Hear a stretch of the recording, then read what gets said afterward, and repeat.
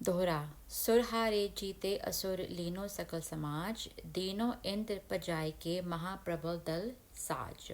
ਉਸ ਯੁੱਧ ਵਿੱਚ ਦੇਵਤੇ ਹਾਰ ਗਏ ਅਤੇ ਦੈਂਤ ਜਿੱਤ ਗਏ ਅਤੇ ਉਹਨਾਂ ਨੇ ਦੇਵਤਿਆਂ ਦਾ ਸਾਰਾ ਸਮਾਨ ਹਥਿਆ ਲਿਆ। ਦੀਨੋ ਇੰਦਰ ਪਜਾਏ ਕੇ ਮਹਾਂਪ੍ਰਬਲ ਦਲ ਸਾਜ। ਦੈਂਤਾਂ ਨੇ ਮਹਾਨ ਸ਼ਕਤੀਸ਼ਾਲੀ ਦਲ ਸਾਜ ਕੇ ਇੰਦਰ ਨੂੰ ਭਜਾ ਦਿੱਤਾ। ਸਵਈਆ। ਛੀਨ ਭੰਡਾਰ ਲਿਓ ਹੈ ਕੁਬੇਰ ਤੇ ਸੇਸ ਹੂੰ ਤੇ ਮਨ ਮਾਲ ਛੁਡਾਈ। The demon seized away the wealth from Kuber and necklace of jewels from Sheshnaga. ਦੈਂਤਾਂ ਨੇ ਕੁਬੇਰ ਤੋਂ ਖਜ਼ਾਨਾ ਲੁੱਟ ਲਿਆ ਅਤੇ ਸ਼ੇਸ਼ਨਾਗ ਤੋਂ ਮਣੀਆਂ ਦੀ ਮਾਲਾ ਖੋਹ ਲਈ। ਜੀਤ ਲੁਕੇਸ ਦਿਨੇਸ ਨਿਸੇਸ ਗਣੇਸ ਜਲੇਸ ਦਿਓ ਹੈ ਪਜਾਈ। ਬ੍ਰਹਮਾ ਲੁਕੇਸ ਸੂਰਜ ਚੰਦਰਮਾ ਨਿਸੇਸ ਗਣੇਸ਼ ਅਤੇ ਵਰੁਣ ਨੂੰ ਜਿੱਤ ਕੇ ਭਜਾ ਦਿੱਤਾ। ਲੋਕ ਕੀਏ ਤੀਨਹੋਂ ਆਪਣੇ ਦੈਤ ਪਠੇ ਤਹਾਂ ਦੈ ਠਕੁਰਾਈ। ਉਹਨਾਂ ਨੇ ਤਿੰਨੋਂ ਲੋਕ ਜਿੱਤ ਕੇ ਆਪਣੇ ਵਸ ਵਿੱਚ ਕਰ ਲਏ ਅਤੇ ਉੱਥੇ ਹਕੂਮਤ ਕਰਨ ਲਈ ਦੈਂਤ ਸਰਦਾਰ ਭੇਜ ਦਿੱਤੇ। ਜਾਏ ਬਸੇ ਸੁਰਤਾਮ ਤਿਉ ਤਿੰਨ ਸੁੰਭ ਨਿਸੁੰਭ ਕੀ ਫੇਰ ਦੁਹਾਈ।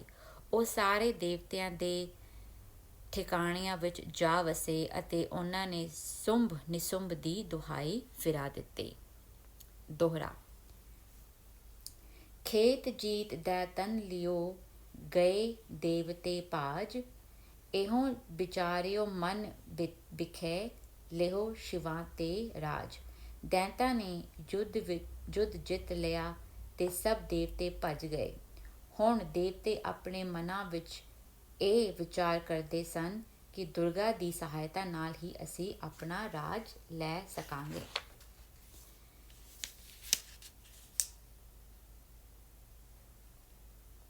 ਸਵਈਆ। ਦੇਵ ਸੁਰੇਸ ਦਿਨੇਸ ਨਿਸੇਸ ਮਹੇਸ਼ ਪੁਰੀ ਮਹੇ ਜਾਏ ਬਸੇ ਹੈ। ਇੰਦਰ ਜਿਹਦਾ ਨਾਮ ਸੁਰੇਸ, ਸੂਰਜ, ਚੰਦਰਮਾ ਆਦਿ ਸਾਰੇ ਦੇਵਤੇ ਸ਼ਿਵਪੁਰੀ ਵਿੱਚ ਜਾ ਵਸੇ ਹਨ। ਭੇਸ ਬੁਰੇ ਤਹਾਂ ਜਾਏ ਦੁਰੇ, ਸਿਰਕੇਸ ਜੁਰੇ ਰਨ ਤੇ ਜੋ ਤਰਸੇ ਹੈ।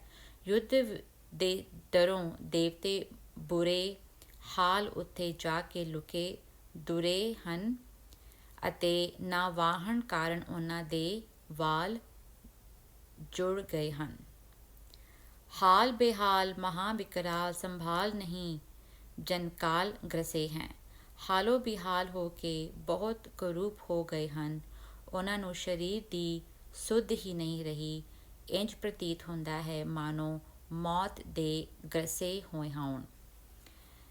ਬਾਰ ਹੀ ਬਾਰ ਪੁਕਾਰ ਕਰੀ ਅਤ ਆਰਤਵੰਤ ਦਰੀਨ ਧਸੇ ਹੈ। ਬਾਰ ਬਾਰ ਰੱਖਿਆ ਲਈ ਪੁਕਾਰਦੇ ਹੋਏ ਪੀੜਤ ਅਵਸਥਾ ਵਿੱਚ ਕੈਲਾਸ਼ ਪਰਬਤ ਦੀਆਂ ਕੰਦਰਾਵਾਂ ਵਿੱਚ ਵੜੇ ਹੋਏ ਹਨ।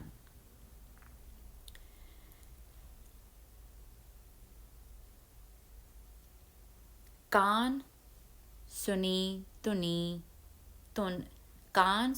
ਧੁਨ ਦੇਵਨ ਕੀ ਸਭ ਦਾਨਵ ਮਾਰਨ ਕੋ ਪ੍ਰਣ ਕੀਨੋ। When the most powerful Chandika heard the cries of gods, ਜਦ ਚੰਡੀ ਨੇ ਦੇਵਤਿਆਂ ਦੀ ਕੁਰਲਾਹਟ ਕੰਨਾਂ ਨਾਲ ਸੁਣੀ ਤਦ ਸਾਰਿਆਂ ਦੈਂਤਾਂ ਨੂੰ ਮਾਰਨ ਦੀ ਪ੍ਰਤਿਗਿਆ ਕੀਤੀ। ਹੋਈ ਕੇ ਪ੍ਰਤੱਛ ਮਹਾਬਰ ਚੰਡ ਸੁਕ੍ਰੁੱਧ ਹੋਵੈ ਜੁਧ ਬਿਖੇ ਮਨ ਦੀਨੋ। ਮਹਾਬਲਵਾਨ ਚੰਡੀ ਪ੍ਰਤੱਖ ਹੋਈ ਅਤੇ ਕ੍ਰੋਧਵਾਨ ਹੋ ਕੇ ਯੁੱਧ ਵੱਲ ਮਨ ਨੂੰ ਮੋੜਿਆ। ਪਾਲ ਕੋ ਫੋਰ ਕੇ ਕਾਲੀ ਪਈ ਲਖ ਤਾਂ ਛਬ ਕੋ ਕਬ ਕੋ ਮਨ ਪੀਨੋ। ਦੁਰਗਾ ਦਾ ਮੱਥਾ ਫੋੜ ਕੇ ਕਾਲੀ ਪ੍ਰਗਟ ਹੋਈ ਜਿਸ ਦੀ ਛਵੀ ਨੂੰ ਵੇਖ ਕੇ ਕਵੀ ਦਾ ਮਨ ਉਹ ਉਪਮਾ ਦੇਣ ਲਈ ਲਲਚਾਇਆ।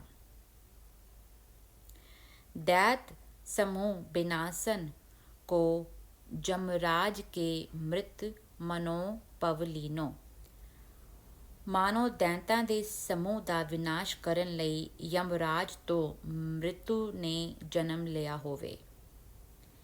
ਪਾਨ ਕਿਰਪਾਨ ਧਰੇ ਬਲਵਾਨ ਸੋ ਕੋਪ ਕੈ ਬਿਜੁਲ ਜਿਉਂ ਗਰਜੀ ਹੈ। ਬਲਵਾਨ ਕਾਲੀ ਹੱਥ ਵਿੱਚ ਤਲਵਾਰ ਫੜ ਕੇ ਕ੍ਰੋਧ ਨਾਲ ਬਿਜਲੀ ਵਾਂਗ ਗਰਜੀ ਹੈ। ਮੇਰ ਸਮੇਤ ਹਲੇ ਗਰੂਏ ਗਿਰ ਸੇਸ ਕੇ ਸੀਸ ਤਰਾ ਲਰਜੀ ਹੈ। ਉਸ ਦੀ ਗਰਜਨਾ ਨਾਲ ਸੁਮੇਰ ਪਰਬਤ ਸਮੇਤ ਵੱਡੇ ਵੱਡੇ ਗਰੂਏ ਪਹਾੜ ਹਿੱਲ ਗਏ ਹਨ ਅਤੇ ਸ਼ੇਸ਼ਨਾਗ ਦੇ ਸਿਰ ਉੱਤੇ ਟਿਕੀ ਧਰਤੀ ਵੀ ਕੰਬ ਗਈ ਹੈ। ਬ੍ਰਹਮ ਤਨੇਸ ਦਿਨੇਸ ਡਰਿਓ ਸੁਣ ਕੇ ਹਰ ਕੀ ਛਤੀਆ ਤਰਜੀ ਹੈ। ਉਸ ਗਰਜ ਨੂੰ ਸੁਣ ਕੇ ਬ੍ਰਹਮਾ ਕੁਬੇਰ ਸੂਰਜ ਆਦਿ ਡਰ ਗਏ ਹਨ ਅਤੇ ਵਿਸ਼ਨੂੰ ਹਰੀ ਦੀ ਛਾਤੀ ਵੀ ਧੜਕਣ ਲੱਗ ਗਈ ਹੈ। ਚੰਡ ਪ੍ਰਚੰਡ ਅਖੰਡ ਲਿਏ ਕਰ ਕਾਲਿਕਾ ਕਾਲ ਹੀ ਜਿਉਂ ਅਰਜੀ ਹੈ। ਪ੍ਰਚੰਡ ਤਿੱਖੀ ਅਖੰਡ ਤਲਵਾਰ ਹੱਥ ਵਿੱਚ ਲੈ ਕੇ ਕਾਲਕਾ ਕਾਲ ਵਾਂਗ ਪ੍ਰਗਟ ਹੋਈ ਹੈ। ਦੋਹਰਾ। ਨਿਰਖ ਚੰਡਕਾ ਤਾਸ ਕੇ ਤਬੇ ਬਚਨ ਇਹ ਕੀਨ। ਚੰਡਿਕਾ ਨੇ ਉਸ ਕਾਲਕਾ ਨੂੰ ਵੇਖ ਕੇ ਜਦੋਂ ਇਹ ਬਚਨ ਕੀਤਾ, ਹੇ ਪੁੱਤਰੀ ਤੂੰ ਕਾਲਿਕਾ ਹੋ ਜੋ ਮੁਝ ਮੈਂ ਲੀਨ, ਕਿ ਹੇ ਪੁੱਤਰੀ ਕਾਲਕਾ ਤੂੰ ਮੇਰੇ ਵਿੱਚ ਲੀਨ ਹੋ ਜਾ। ਸੁਨਤ ਬਚਨ ਯੈ ਚੰਡੀ ਕੋ ਤਾਂ ਮਹੀਂ ਗਏ ਸਮਾਏ। ਚੰਡੀ ਦੇ ਇਹ ਬਚਨ ਸੁਣ ਕੇ ਕਾਲਕਾ ਉਸ ਵਿੱਚ ਸਮਾ ਗਈ। ਜਿਉਂ ਗੰਗਾ ਕੀ ਧਾਰ ਮੈਂ ਜਮੁਨਾ ਪੈਠੀ ਤਾਈ। ਜਿਵੇਂ ਗੰਗਾ ਦੇ ਵਹਿਣ ਵਿੱਚ ਜਮਨਾ ਜਾ ਮਿਲਦੀ ਹੈ। ਸਵਈਆ। ਬੈਠ ਤਬੇ ਗਿਰਜਾ ਅਰ ਦੇਵਨ ਬੁੱਧ ਇਹ ਮਨ ਮਦ ਵਿਚਾਰ। ਤਦ ਦੁਰਗਾ ਅਤੇ ਦੇਵਤਿਆਂ ਨੇ ਬੈਠ ਕੇ ਮਨ ਵਿੱਚ ਵਿਚਾਰ ਕੀਤਾ, ਜੁਧ ਕੀਏ ਬਿਨ ਫੇਰ ਫਿਰੇ ਨਹੀਂ ਭੂਮ ਸਭੇ ਆਪਣੀ ਅਵਤਾਰ। ਕਿ ਯੁੱਧ ਕੀਤੇ ਬਿਨਾਂ ਫਿਰ ਉਹ ਸਾਰੀ ਭੂਮੀ ਨਹੀਂ ਪਰਤਦੀ ਜਿਸ ਉੱਤੇ ਆਪਣਾ ਅਧਿਕਾਰ ਸੀ। ਇੰਦਰ ਕਹਿਓ ਅਬ ਢੀਲ ਬਨੇ ਨਹੀਂ ਮਾਤ ਸੁਨੋ ਯਹ ਬਾਤ ਹਮਾਰੀ। ਇੰਦਰ ਨੇ ਕਿਹਾ ਕਿ ਹੇ ਮਾਤਾ ਮੇਰੀ ਇੱਕ ਗੱਲ ਸੁਣੋ, ਹੁਣ ਢਿੱਲ ਕੀਤਿਆਂ ਨਹੀਂ ਬਣਦੀ। ਜੈਤਨ ਕੇ ਬਦਕਾਜ ਚਲੀ ਰਣ ਚੰਡ ਪ੍ਰਚੰਡ ਭੁਜੰਗਨਕਾਰੀ। ਫਲਸਵਰੂਪ ਕਾਲੀ ਸੱਪਣੀ ਵਾਂਗ ਪ੍ਰਚੰਡ ਚੰਡੀ ਦੈਂਤ ਦੇ ਸੰਘਾਰ ਲਈ ਯੁੱਧ ਭੂਮੀ ਨੂੰ ਚੱਲ ਪਈ। कंचन से अतखंजन से दृग कंजन की सुखमा ਸਕੂਚੀ ਹੈ। ਦੇਵੀ ਦਾ ਸੋਨੇ ਵਰਗਾ ਚਮਕਦਾਰ ਸਰੀਰ, ਮਾਮੋਲੇ ਪੰਛੀ ਵਰਗੀਆਂ ਸੁੰਦਰ ਅੱਖਾਂ ਹਨ ਅਤੇ ਉਸ ਦੀ ਸੁੰਦਰਤਾ ਨੂੰ ਵੇਖ ਕੇ ਕਮਲ ਦੀ ਕੋਮਲਤਾ ਸ਼ਰਮਾ ਰਹੀ ਹੈ। ਲੈ ਕਰਤਾਰ ਸੁਧਾ ਕਰ ਮੈਂ ਮਦ ਮੂਰਤ ਸੀ ਅੰਗ ਅੰਗ ਰਚੀ ਹੈ। ਇੰਝ ਪ੍ਰਤੀਤ ਹੁੰਦਾ ਹੈ ਕਿ ਕਰਤਾਰ ਨੇ ਅੰਮ੍ਰਿਤ ਸੁਧਾ ਨੂੰ ਹੱਥ ਵਿੱਚ ਲੈ ਕੇ ਉਸ ਦੀ ਪੁਤਲੀ ਬਣਾ ਕੇ ਅੰਗ ਅੰਗ ਦੀ ਰਚਨਾ ਕੀਤੀ ਹੋਵੇ। ਆਨਨ ਕੀ ਸਰ ਕੋ ਸਸ ਨਹਿਨ ਔਰ ਕਛ ਉਪਮਾ ਨਾ ਬਚੀ ਹੈ। ਉਸ ਦੇ ਮੁਖ ਦੇ ਬਰਾਬਰ ਚੰਦਰਮਾ ਨਹੀਂ ਹੈ ਅਤੇ ਇਸ ਤੋਂ ਛੁੱਟ ਹੋਰ ਕੋਈ ਉਪਮਾ ਬਾਕੀ ਬਚੀ ਨਹੀਂ ਹੈ। ਸ੍ਰਿੰਗ ਸੁਮੇਰ ਕੇ ਚੰਡ ਬਿਰਾਜਤ ਮਾਨੋ ਸਿੰਘਾਸਨ ਬੈਠੀ ਸਚੀ ਹੈ। ਅਜਿਹੀ ਚੰਡੀ ਸੁਮੇਰ ਪਰਬਤ ਦੀ ਚੋਟੀ ਉੱਤੇ ਬੈਠੀ ਹੈ, ਮਾਨੋ ਸਿੰਘਾਸਨ ਉੱਤੇ ਸੱਚੀ ਇੰਦਰ ਦੀ ਪਤਨੀ ਬੈਠੀ ਹੋਵੇ। ਦੋਹਰਾ। ਐਸੇ ਸ੍ਰਿੰਗ ਸੁਮੇਰ ਕੇ ਸੋਬਤ ਚੰਡ ਪ੍ਰਚੰਡ ਸੁਮੇਰ ਪਰਬਤ ਉੱਤੇ ਪ੍ਰਚੰਡ ਚੰਡੀ ਹੱਥ ਵਿੱਚ ਸੁੰਦਰ ਤਲਵਾਰ ਧਾਰਨ ਕੀਤੇ ਹੋਇਆਂ ਚੰਦਰਹਾਸ ਕਰ ਬਰ ਤਰੇ ਜਨ ਜਮ ਲੀਨੇ ਦੰਡ। ਇਸ ਸੁਸ਼ੋਭਿਤ ਹੈ ਇੰਜ ਸੁਸ਼ੋਭਿਤ ਹੈ ਮਾਨੋ ਯਮਰਾਜ ਨੇ ਹੱਥ ਵਿੱਚ ਡੰਡਾ ਲਿਆ ਹੋਇਆ ਹੋਵੇ। किसी काज को दैत एक आयो है तह ठाई। उस वेले कोई दैत किसे कम उत्थे आ गया।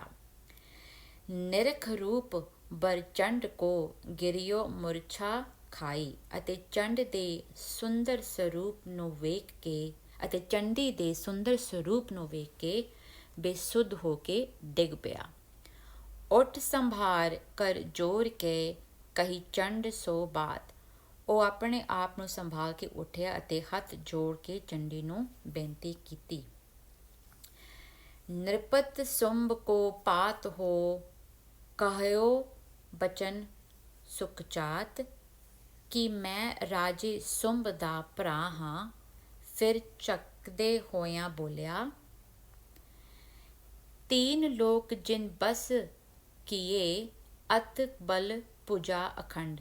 ਕਿ ਜਿਸ ਨੇ ਆਪਣੇ ਦ੍ਰਿੜ ਭੁਜਾਵਾਂ ਦੇ ਬਲ ਨਾਲ 3 ਲੋਕਾਂ ਨੂੰ ਵਸ ਵਿੱਚ ਕਰ ਲਿਆ ਹੈ। ਐਸੋ ਭੂਪਤ ਸੁੰਭ ਹੈ ਤਾਹੀਂ ਬਰੇ ਬਰ ਚੰਡ। ਅਜਿਹੇ ਰਾਜੇ ਸੁੰਭ ਨੂੰ ਹੇ ਸੁੰਦਰ ਦੇਵੀ ਤੂੰ ਵਰ ਲੈ। ਸੁਨ ਰਾਕਸ ਕੀ ਬਾਤ ਕੋ ਦੇਵੀ ਉੱਤਰ ਦੀਨ। ਉਸ ਦੈਤ ਦੀ ਗੱਲ ਸੁਣ ਕੇ ਦੇਵੀ ਨੇ ਉੱਤਰ ਦਿੱਤਾ, ਜੁੱਧ ਕਰੇ ਬਿਨ ਨਹੀਂ ਬਰੋ ਸੁਨਹੁ ਦੈਤ ਮਤਹੀਨ। ਕਿ ਹੇ ਬੁੱਧੀਹੀਨ ਦੈਂਤ ਸੁਣ, ਮੈਂ ਯੁੱਧ ਕੀਤੇ ਬਿਨਾ ਉਸ ਨੂੰ ਨਹੀਂ ਵਰਾਂਗੀ। ਭਾਵ ਯੁੱਧ ਵਿੱਚ ਜਿੱਤ ਕੇ ਹੀ ਮੈਨੂੰ ਵਰਿਆ ਜਾ ਸਕਦਾ ਹੈ। ਇਹ ਸੁਣ ਦਾਨਵ ਚਪਲ ਗਤ ਗਇਓ ਸੁੰਭ ਕੇ ਪਾਸ। ਇਹ ਗੱਲ ਸੁਣ ਕੇ ਦੈਤ ਬਿਜਲੀ ਦੀ ਗਤੀ ਨਾਲ ਸੁੰਭ ਕੋਲ ਗਿਆ। ਪਰ ਪਾਇਨ ਕਰ ਜੋਰ ਕੇ ਕਰੀ ਏਕ ਅਰਦਾਸ। ਪੈਰੀ ਪੈ ਕੇ ਅਤੇ ਹੱਥ ਜੋੜ ਕੇ ਉਸਨੇ ਇੱਕ ਅਰਜ਼ ਕੀਤੀ, ਔਰ ਰਤਨ ਨਿਰਪਤਾਮ ਤੋ ਤ੍ਰਿਆ ਰਤਨ ਤੇ ਹੀ। ਹੇ ਰਾਜਨ, ਤੇਰੇ ਘਰ ਵਿੱਚ ਹੋਰ ਸਾਰੇ ਰਤਨ ਹਨ, ਪਰ ਤੇਰਾ ਘਰ ਇਸਤਰੀ ਰਤਨ ਤੋਂ ਸਖਣਾ ਹੈ। ਬਧੂ ਏਕ ਬਨ ਮੈਂ ਬਸੇ ਤਹਿ ਤੁਮ ਬਰੋ ਪ੍ਰਬੀਨ। ਇੱਕ ਇਸਤਰੀ ਬਨ ਵਿੱਚ ਵਸਦੀ ਹੈ। ਹੇ ਪ੍ਰਬੀਨ ਰਾਜੇ, ਤੁਸੀਂ ਉਸ ਨੂੰ ਵਰ ਲਵੋ। ਸੋਰਠਾ।